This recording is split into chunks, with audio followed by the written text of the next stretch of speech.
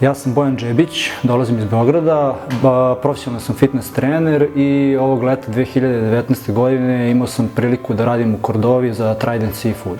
U kompaniji, konkretno u Kordovi, u Trident Seafoodu radi oko 300 ljudi podeljenih u 3 smene.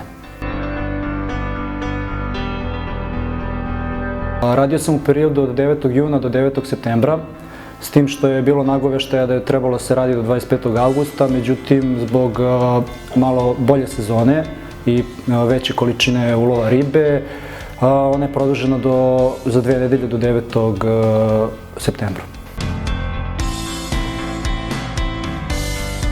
Sama organizacija posla je takva da su ljudi podeljeni u 3 smene. Ja sam radio konkretno u 3. smeni koja je trajala od pola 5 popodne do pola 9 ujutru. Pauze su bile na svaka 2,5 sata. Imali smo 4 mini pauze od 15 minuta i jednu pauzu oko 12 u ponoć za večeru od pola sata. Radio sam moja konkretna pozicija je bila na butcher mašini, takozvanoj Rico mašini, gde sam vodio računa o tome da se riba ne okrene na leđa, već da sve vreme na traci bude na stomaku, kako bi u sledećem delu obrade ribe ona pravilno ušla na seciranje, gde je mašina dalje obrađivala tu ribu. Posao sam po sebi nije bio fizički težak, osim toga što je moralo da se stoji po 16 sati, ali ni to nije toliki problem, zato što imamo pauze na svaka 2,5 sata. Teško je samo psihološki, jednostavno mentalno treba izdržati jednu te istu radnju ceo dan, celu smenu i celu sezonu. Kompanija je obezbeđivala zaštitnu opremu za rad, ona se sastojala od rain geara, tog nekog gumenog odela koje nas je štitilo od vlage. Imali smo gumene rukavice, gumene čizme, zaštitne naočare i zaštitne slušalice za uši protiv buke, jer je u fabrici velika buka u toku rada. Sam proces obrade ribe je takav da brod uplovljava u luku fabrike, odakle se pumpama riba dalje izvlači do tankova gde se skladišti. Dalje se riba sortira, obrađuje, odvozi do frizova i iz frizova dalje ide u parkirane hladnjače koje se odvoze u luku gde dalje brodom odlaze na obradu sledeću. Količina posla zavisi pre svega od količine ulova, dakle koliko ribe ima, toliko se i radi. Nakon nakupljenih 40 sati, svaki sledeći sat se plaća prekovremeno. Interes kompanije je takav da ljudi rade više, jer je i njihovom interesu da mašine ne staju sa radom, da rade 24 sata dnevno, jer im to donosi profit. Isplaćivanje zarade je išlo na svake 2 nedelje i tu nije bilo problema, bili su jako tačni, bukvalno u sat, mogu da kažem. Ishrana u fabrici je bila organizovana u 3 obroka, doručak, ručak, večera, s tim što smo imali i 2 užine na tim mini pauzama od 15 minuta. Bila je raznovrsna i količinski sasvim dovoljna.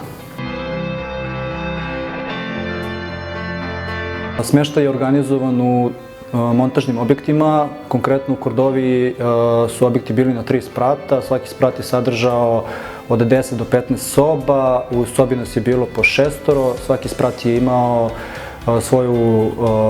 svoje kupatilo sa jedno 15-ak tuševa, isto toliko toaleta, tako da je smeštaj sasvim pristojan bio.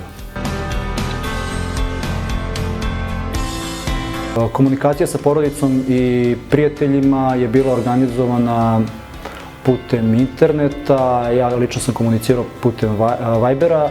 Imali smo besplatan Wi-Fi u takozvanom break roomu, ali postoji mogućnost da uzmete i svoju SIM karticu na kojoj je bilo oko 8 GB, koja je koštala oko $40, tako da ste mogli da koristite i na taj način internet. U dane kada nismo imali posla, to slobodno vreme smo koristili za međusobna druženja, šetnje u prirodi. Imali smo dostupnu teretanu, biblioteku koju smo maksimalno koristili kada smo slobodni. Moj motiv odlaska na Aljasku je bio isključivo finansijski. Što se tiče zarade, zadovoljan sam. Moje iskustvo u vezi sa Aljaskom je jako pozitivno, jedna velika životna avantura. Upoznao sam mnogo ljudi, video sam prelepu prirodu, zaradio novac i vratio se kući zadovoljan. Planiram ponovo da dođem na Aljasku i preporučio bih ljudima da probaju.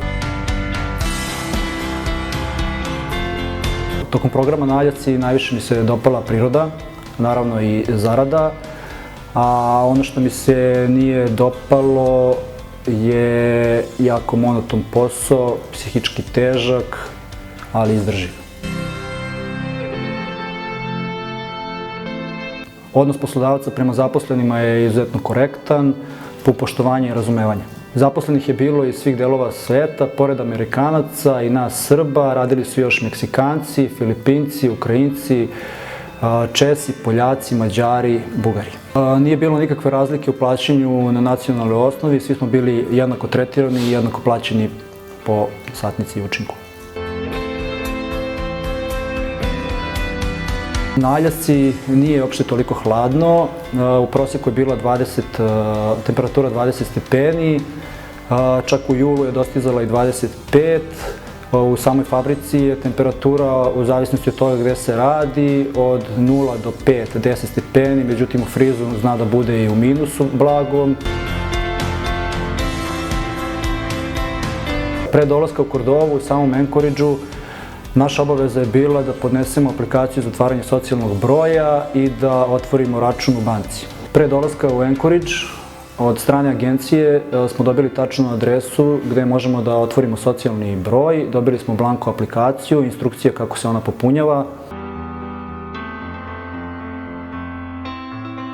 Put do Anchoragea traje oko 24 sata, putovao sam u grupi od 10-ak ljudi. Kompanija nam je refundirala troškove puta i viziranja, dobili smo u prve 2 nedelje novac od vize, a 2 nedelje pre isteka ugovora nam je refundirani novac za kartu do Anchoragea. Aljaska, iako nije kontinent, jeste u stvari kontinent sam za sebe, prelepa je priroda, nepresušan izvor prirodnih resursa, što životinja, što šuma, prelepi glečeri. Kako sam saznao za sam program Alaska Fishery, u martu otišao sam da zamenim gume na automobilu kod vulkanizera. Krenuli smo neku temu o finansijama. Čovjek mi je spomenuo nekog njegovog prijatelja taksistu koji često odlazi na Aljasku i rekao mu je da je to njemu dobra finansijska injekcija. Nakon tog razgovora otišao sam na Google, ukucao sam Alaska Fishery, izašla mi je odmah agencija United Work and Travel. Tu sam vidio celokupnu priču. U tom trenutku kada sam bio na sajtu nije bilo nikakve prijave, ali je bilo obaveštenje da pratimo sajt. Nakon 2-3 dana opet sam otišao na sajt, izašla je neka iznenadna prijava, aplicirao sam, nakon 2 nedelje sam dobio pozitivan odgovor i sve ostalo je istorija. Najbolje od svega što sam ja tog taksista upoznao u Kordovi na kraju. Nakon poziva putem maila imali smo organizovano 2 sastanka, jedan je bio u okviru agencije gde nam je čelnik agencije predočio sve o poslu, a nakon toga je bio organizovan takozvani job fair, gde smo sa poslodavcem imali direktan intervju koji je bukvalno trajao 1 minut. Viziranje je bilo organizovano, agencija je organizovala termin u ambasadi, viziranje je trajalo bukvalno 1 minut. Od pitanja koje su mi postavili bilo je bukvalno čime se bavim, da li imam prijatelja u Americi, čime mi se žena bavi i nakon toga sam dobio potvrdan odgovor